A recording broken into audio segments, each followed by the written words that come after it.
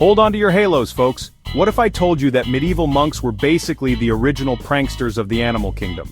Today, we're about to unravel 10 wild, bizarre, and outrageously funny religious animal facts that prove even the most sacred stories can have a seriously silly side. Get ready for a 10-minute roller coaster ride through history, where wolves were villains, exotic animals crashed monastery parties, and a cosmic explosion might just be the best accidental invention ever. Let's dive in. Imagine a world where a snarling wolf wasn't just a wild animal but a bona fide demon of sin and chaos. Sort of like your least favorite spam email, but with fangs. In medieval times, religious leaders didn't just preach sermons. They wrote the book on how to make even Mother Nature seem mischievously out of order. Back then, wolves weren't your cuddly forest friends. They were cast as the ultimate villains, demonic, dangerous, and downright evil. Picture medieval art depicting wolves as snarling beasts of sin, prompting church-endorsed campaigns to exterminate them. The irony?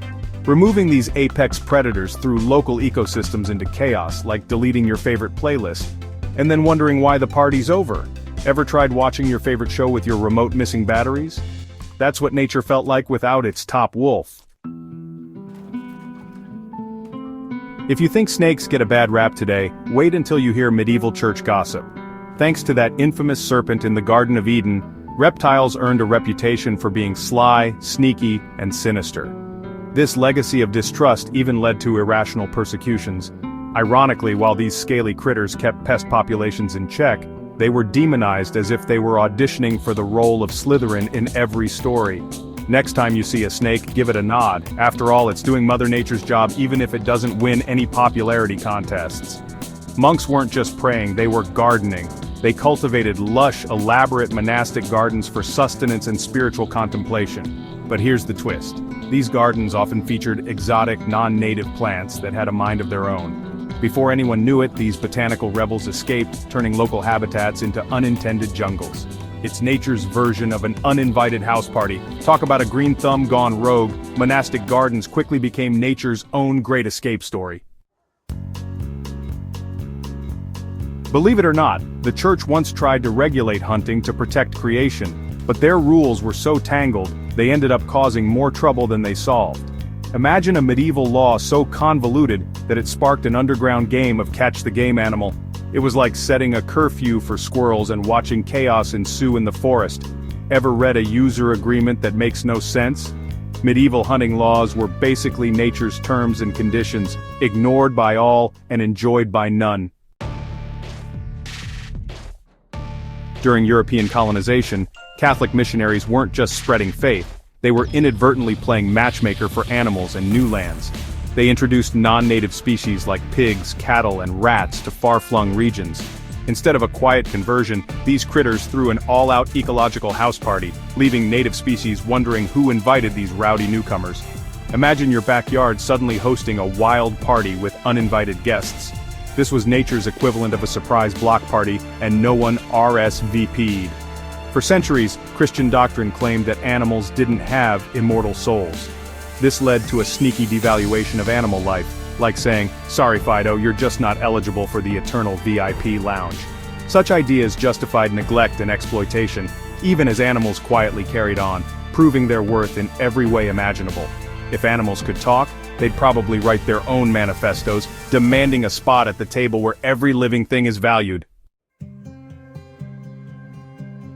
Here's a courtroom drama you never saw coming: animals on trial.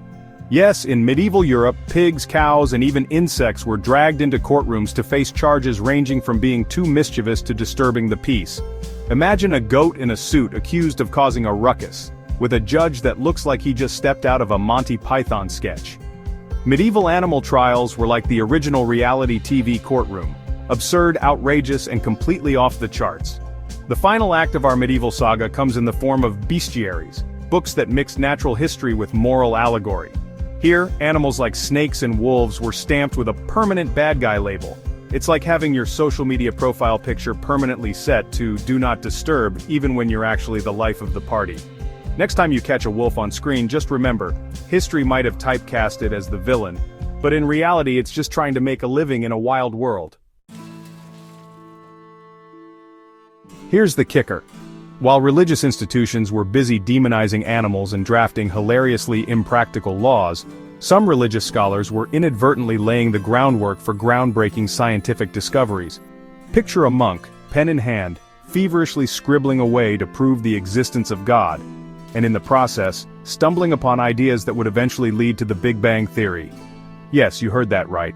A divine quest for order accidentally sparked a cosmic explosion that set the universe in motion. To some, this is the ultimate proof of God's handiwork. To others, it's a scandalous heresy that rewrites our understanding of time and space. Either way, it's a reminder that even the quirkiest ideas can light the spark of progress. What do these tales have in common? They show us that even when humans get hilariously tangled in outdated beliefs and bizarre rules, there's always a silver lining. Our past is a treasure trove of mistakes, misadventures, and yes, accidental genius. It's a call to celebrate curiosity, challenge the status quo, and most importantly, laugh at ourselves along the way. So here's the big takeaway. Don't let old dogmas weigh you down. Instead, channel that energy into asking questions, pushing boundaries, and making discoveries that propel us into a brighter, more enlightened future. Now here's a question for you. If you could put any animal on trial in a modern courtroom, which one would it be? Would it be a cheeky squirrel for stealing your lunch, or maybe a cat for that relentless napping on your keyboard? Drop your wild ideas in the comments and let the debate begin. We kick things off with a look at the medieval madness. Wolves as demonized troublemakers, exotic zoo shenanigans in monasteries, and a snake saga that turned nature into a misunderstood villain. Then came the laugh-out-loud disasters. Confusing hunting laws, invasive species crash parties, and animal trials that sound straight out of a surreal courtroom sitcom. Finally, we discovered that even in the midst of all this absurdity, there was a hidden genius. Religious scholars, in their quest for divine order, inadvertently paved the way for revolutionary ideas like the Big Bang. Isn't it amazing how history's quirks can light the fuse of progress? Every misstep, every absurd rule, and every wild experiment brought us one step closer to understanding the cosmos, and provided us with plenty of laughs along the way. As we wrap up this whirlwind tour through religious animal antics, remember that history isn't just about dusty tomes and old dogmas. It's a living, breathing story filled with humor, surprises, and lessons waiting to be discovered. Let's take a page from the past and turn those backward beliefs into fuel for future breakthroughs. So what do you think? Can we learn to see the funny side of history while building a brighter, more curious future? Share your thoughts, your wild theories, or even your favorite animal courtroom drama in the comments below. And if you enjoyed this cosmic comedy of errors, don't forget to like, subscribe, and share the laughter with friends. Thank you for joining this wild ride through the hilariously twisted world of religious animal facts. Keep questioning, keep laughing, and remember, sometimes the most brilliant discoveries come from the quirkiest detours.